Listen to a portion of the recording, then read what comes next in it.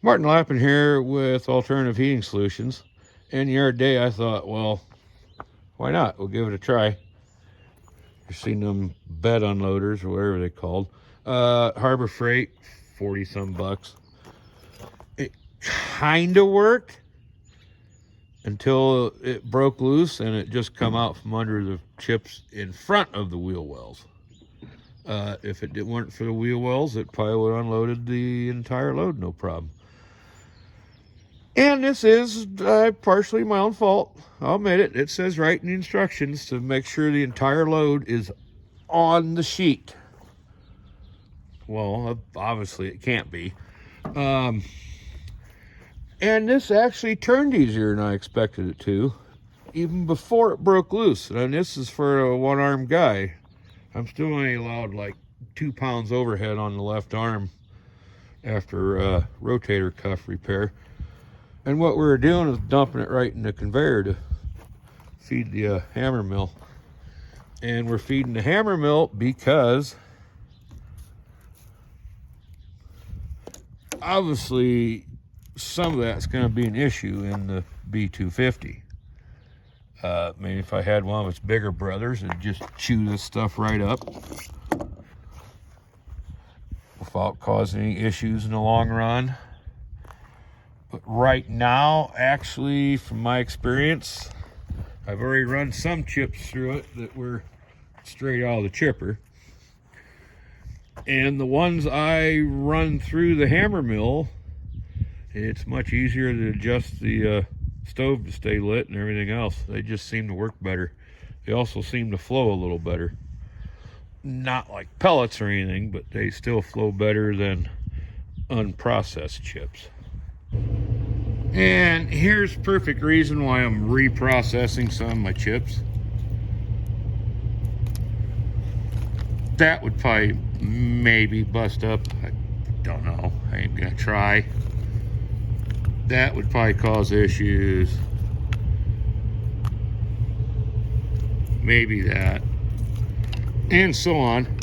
And it ain't been that long since I had rotator cuff surgery, and I'm only allowed 10 pounds down low and 2 pounds up high on my strong arm. So I have no desire to climb in there and have to dig it out to figure out why it jammed. Now, being that none of this stuff was originally built for wood chips, you gotta do some modifying. This auger originally fit so tight when it ran, it would squeak, rub the sides. Well, all it takes a chunk to get on between the flight and the side, and it jam the auger, start to slip the bell. And of course, if you're buying this old stuff, you get to do some patching. I'll have to take that bottom tube out and make a new tube, and I'll just replace the auger welds out. Patch that for it could even blow out. It was leaking a little bit. And again, since none of this was meant for wood chips, we took Mr. Torch and hopefully you'd get stuff under the chain and then it'd try to go around the sprocket and it'd jam the chain.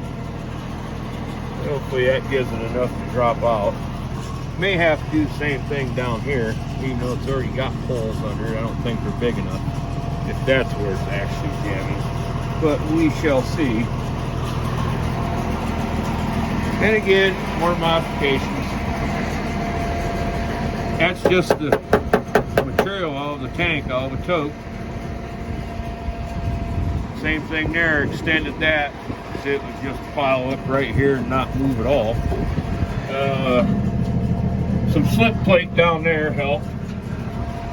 The next thing I'm going to do is get an auger that much longer to extend this out to here to hold it. And that's just a block of wood. There's no need to spend a whole bunch of money and put a bearing on it and everything as slow as that rotates. That and that block of wood will probably outlast the rest of it.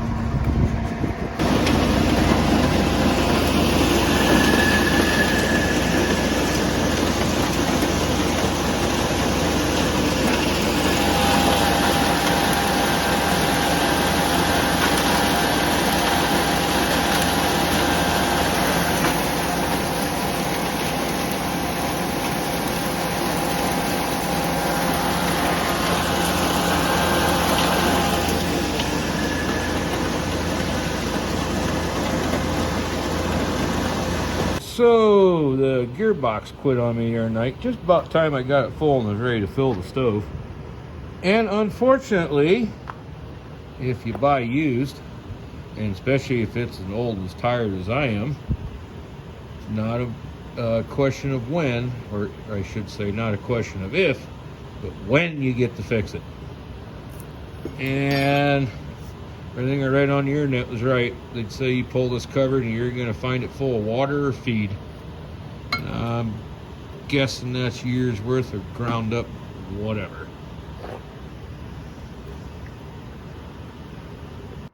So we got this all apart, and first thing was it was missing this, which acts as a big shield to keep the ground feed or whatever away from where the seal would be here.